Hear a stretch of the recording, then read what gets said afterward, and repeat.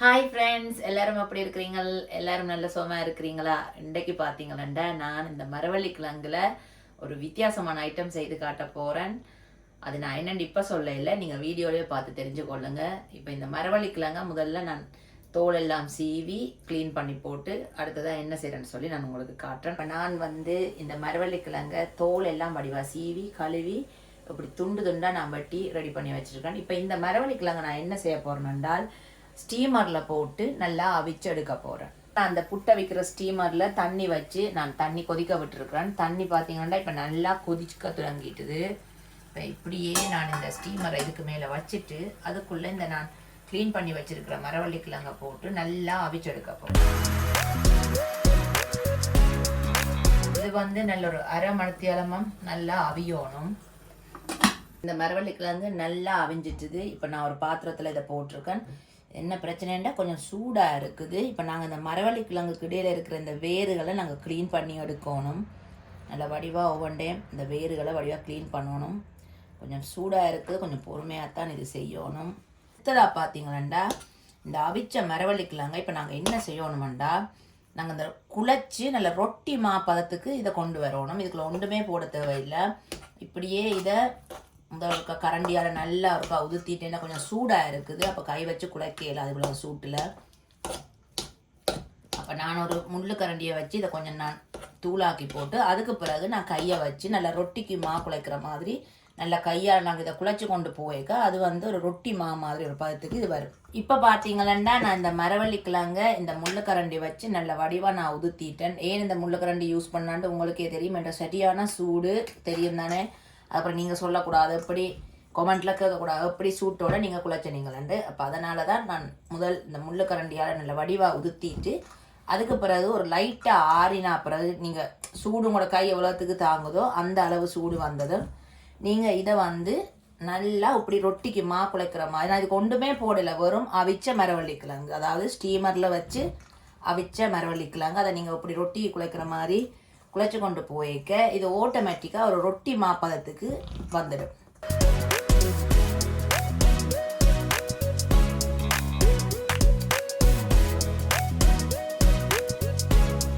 இப்போ பார்த்தீங்கன்னா இந்த மரவள்ளி கிழங்கு நல்ல ரொட்டி பதத்துக்கு வந்துட்டுது. நான் அந்த குழைச்சி வச்சிருக்கிற மரவள்ளி கிழங்க நான் இப்படி குட்டி குட்டி உருண்டைகளாக ரெடி பண்ணியிருக்கிறேன். அடுத்ததாக நான் ஒரு பிளாஸ்டிக் பேக் எடுத்திருக்கிறேன். நீங்கள் எதுவும் எடுக்கலாம், பிளாஸ்டிக் பேப்பரோ இல்லாட்டி பிளாஸ்டிக் பேக்கோ ஏதாவது எடுக்கலாம்.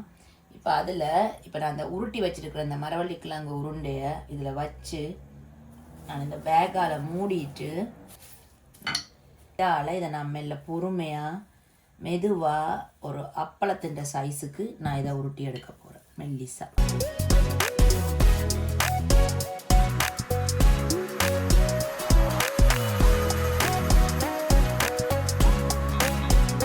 பார்த்தீங்களா, இப்படி இது வரும். உங்களுக்கு வேணுமெண்டா நீங்கள் இன்னும் கொஞ்சம் இந்த மரவள்ளி கிழங்கு மாவை இன்னும் கொஞ்சம் கூட எடுத்து நீங்கள் கொஞ்சம் பெருசாக உங்களுக்கு சைஸ் விருப்பமெண்டா நீங்கள் பெருசாக எடுக்கலாம். நான் கொஞ்சம் சின்னனாக தான் இதை உருட்டி எடுக்கிறேன். பார்த்தீங்களா, இதை நான் இப்படி பிளாஸ்டிக் பேக்கில் போட்டு நான் உருட்டினால தான் கொஞ்சம் ஈஸியாக இருந்தது. இல்லாட்டி இது உங்களுக்கு தெரியும், மரவள்ளி கிழங்குல செய்கிறதால சில நேரங்களில் நீங்கள் டிரெக்டாக இந்த மாதிரி போர்டுகளில் வச்சு உருட்டினீங்களா அதில் ஒட்டி பிடிச்சிடும். அப்போ இந்த மாதிரி பிளாஸ்டிக் பேக்கில் போட்டு நீங்கள் உருட்டேக்க இந்த மாதிரி நல்ல ஷேப்பாக வரும். இதே மாதிரி இப்போ நான் மற்ற உருண்டைகளையும் நான் உருட்டி போட்டு அடுத்ததாக என்ன செய்கிறேன்னு சொல்லி நான் உங்களுக்கு காட்டுறேன். இப்போ பார்த்தீங்கன்னா நான் இந்த மரவள்ளி கிழங்கு நல்ல வடிவாக எல்லாத்தையும் உருட்டி ரெடியாக வச்சுட்டேன்.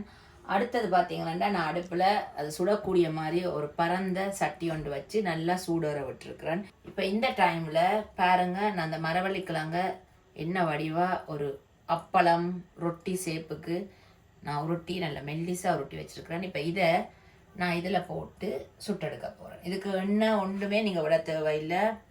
நார்மல் மீடியம் ஃப்ளேமில் நீங்கள் அடுப்பில் வச்சுட்டு இதை சுட்டெடுக்க வேண்டியது தான்.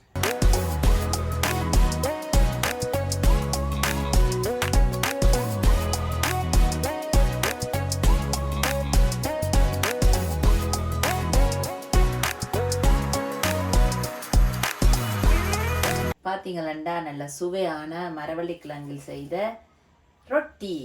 இப்போ விளங்கிச்சா நான் உங்களுக்கு என்ன சர்ப்ரைஸாக செய்து காட்டியிருக்கேன்னு சொல்லி. நிறைய பேருக்கு இது தெரிஞ்சிருக்குமோ தெரியா, இந்த மாதிரி மரவள்ளிக்கிழங்குல ரொட்டி செய்யலாம்னு சொல்லி. மரவள்ளிக்கிழங்கு வச்சு நிறைய பேர் டிஃப்ரெண்ட்டான டிஷ்ஷஸ் செய்து சாப்பிட்ருப்பீங்க. இது இன்றைக்கி நான் உங்களுக்கு வித்தியாசமாக செய்து காட்டியிருக்கிறேன். நீங்களும் வீட்டில் கட்டாயம் ட்ரை பண்ணி பாருங்க, ஏன்னா அவ்வளவு சூப்பராக இருக்கும். அதுக்கப்புறம் பார்த்தீங்கன்னு சொன்னால் இது நல்ல சாஃப்டாக இருக்குது பாருங்க. இந்த நீங்கள் நினைக்கலாம் மரவள்ளிக்கிழங்குல இப்படி சுட்டா இப்படி கல்லுமா இருக்கும், நான் உங்களுக்கு மடித்து காட்டுறேன். நல்ல சாஃப்டாக இருக்குது, அந்த மாதிரி சாஃப்டாக. இதில் நான் வந்து பார்த்தீங்கன்னா உப்பு போடையில், எண்ணெய் விடையில், அவ்வளவு ஹெல்த்தியாக நீங்கள் இது சாப்பிடலாம். ஒன்றுமே தேவையில்லை. ஸ்டீமரில் போட்டு நல்லா அவிச்சிட்டு அந்த வேர்களை எல்லாம் எடுத்துட்டு நல்லா கையால் கொஞ்சம், அதுதான் கொஞ்சம் கஷ்டமான விஷயம், ஏன்னா சூடாக இருக்கும். கையால் நல்லா பிணைஞ்சு குழச்சி ரொட்டி பதத்துக்கு எடுத்த பிறகு இந்த மாதிரி கொஞ்சம் பொறுமையாக போட்டு ரொட்டி மாதிரி நல்லா தட்டி போட்டு, வெறும் சட்டியில் எண்ணெய் ஒன்றுமே விட தேவையில்லை, மீடியம் ஃப்ளேமில் விட்டு இந்த மாதிரி நீங்கள் சுட்டு எடுத்தீங்கன்னா அந்த மாதிரி இருக்கும். இதோட நீங்கள் வந்து மேட்ச் பண்ணக்கூடிய ஒரு விஷயம் பார்த்தீங்கன்னா நல்லா இடித்த சம்பல். நான் இன்றைக்கி சம்பல் இடித்து வச்சுருக்கிறேன். நீங்கள் வேணுமெண்டா இதோட இறைச்சி பிரட்டலோ இல்லாட்டி பருப்பு கறியோ ஏதாவது ஒரு கறி நீங்கள் இதோட சாப்பிடலாம். ஆனால் எனக்கு இன்றைக்கி இதோட சம்பல் தான் சாப்பிடணும் போல் இருந்துச்சுது. அப்போ நான் இன்றைக்கு கொஞ்சம் சம்பல் அடித்தேன். நான் இன்றைக்கி இந்த சம்பலோட இந்த மரவள்ளிக்கிழங்கு ரொட்டியை டேஸ்ட் பண்ணி பார்க்க போகிறேன்.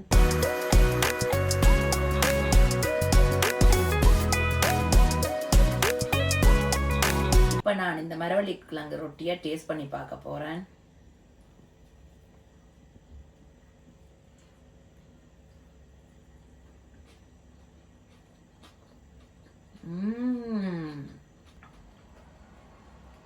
பா, அவ்வளோ சூப்பராக இருக்குது. உண்மைக்குமே நல்ல டேஸ்ட்டாக இருக்குது.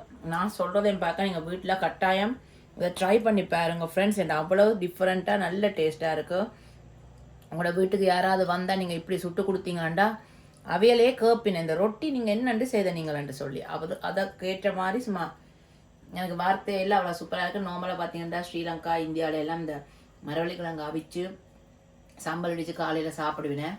அதுவும் ஒரு விதமான சுவையாக இருக்கும். நீங்கள் இப்படியும் ட்ரை பண்ணி பார்த்தீங்கன்னா இதுவும் நல்ல டேஸ்ட்டாக இருக்கும். இது நான் சொன்ன மாதிரி இது சரியான ஹெல்த்தி.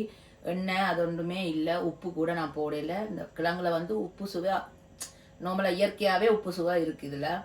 வேறு என்ன ஃப்ரெண்ட்ஸ், இன்றைக்கி நான் உங்களுக்கு செய்து காட்டு இந்த டிஃப்ரெண்ட்டான மரவள்ளிக்கிழங்கு ரொட்டி உங்களுக்கு பிடிச்சிருந்தா நீங்களும் வீட்டில் கட்டாயம் ட்ரை பண்ணி பார்த்துட்டு எப்படி வந்தேன்னு சொல்லி எனக்கு கமெண்ட்டில் சொல்லுங்க.